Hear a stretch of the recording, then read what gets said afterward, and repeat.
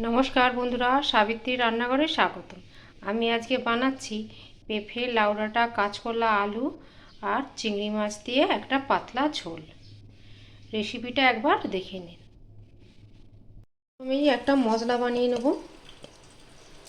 1 চামচ জিরে, হাফ চামচ ধনে,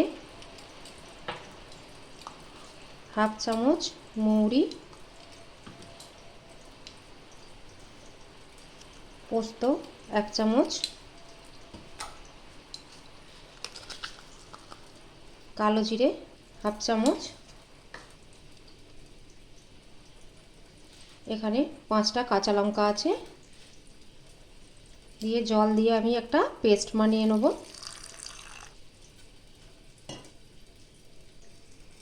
আমি কড়াই বসে দিয়েছি, কড়াইতে তেল দিয়ে দিয়েছি। আমি এখানে একটু নিয়েছি চিংড়ি মাছ, এটাও ভেজে নেব।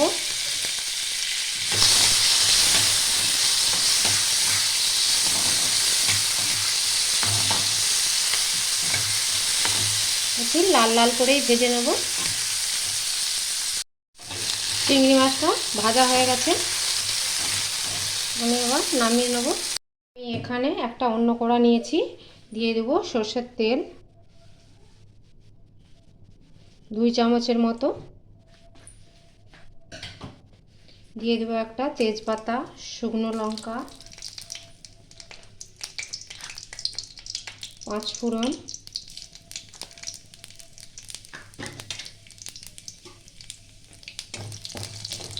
এটা একটু ভাজা হবে।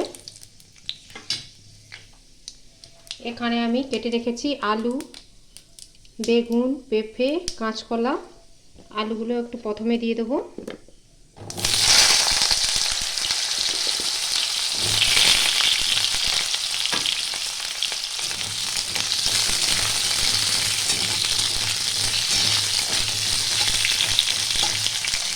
আলুগুলো আমি 1 মিনিটের মতো একটু ভাজা ভাজা করে নেব।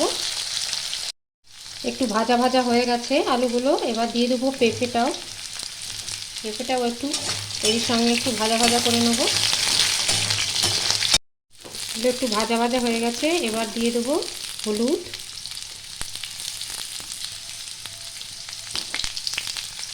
লবণ,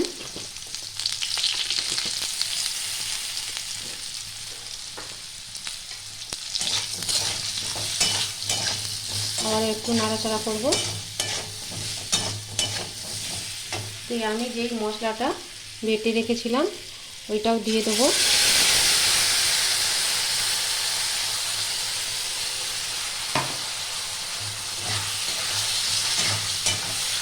এটা 1 মিনিট ধরে একটু কষিয়ে নেব।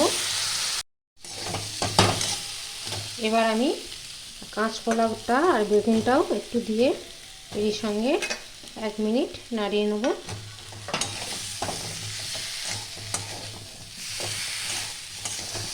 এবার দিয়ে দেবো আমি লাউ শাক, ছোটো ছোটো করে কেটে রেখেছি,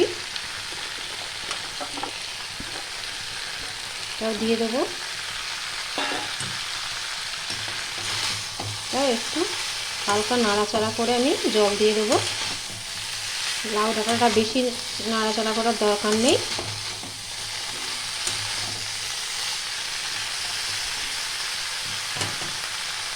এবার আমি জল দিয়ে দেবো।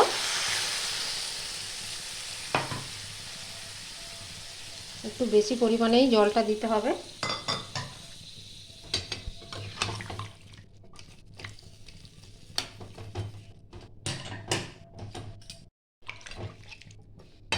আর একটু জল দিতে হবে, একটু জল দেবো,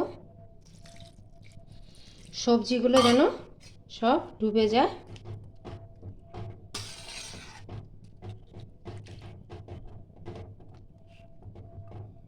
এইটা আবার আমি ঢেকে দেবো যতক্ষণ না সেদ্ধ হয়।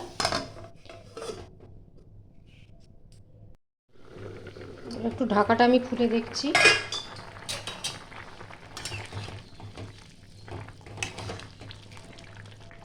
আলুগুলো সিদ্ধ হয়ে গেছে নাকি দেখি। হ্যাঁ, মোটামুটি সেদ্ধ হয়ে গেছে, একটা একটু শক্ত আছে। এবার আমি দিয়ে দেবো মাছগুলো, চিংড়ি মাছগুলো।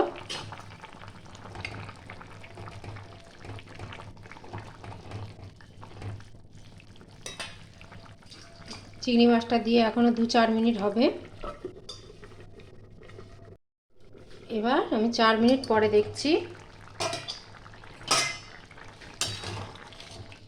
এবার আমার এই ঝোলটা হয়ে গেছে, আলুগুলো সব একদম গলে গেছে, একদম নরম হয়ে গেছে।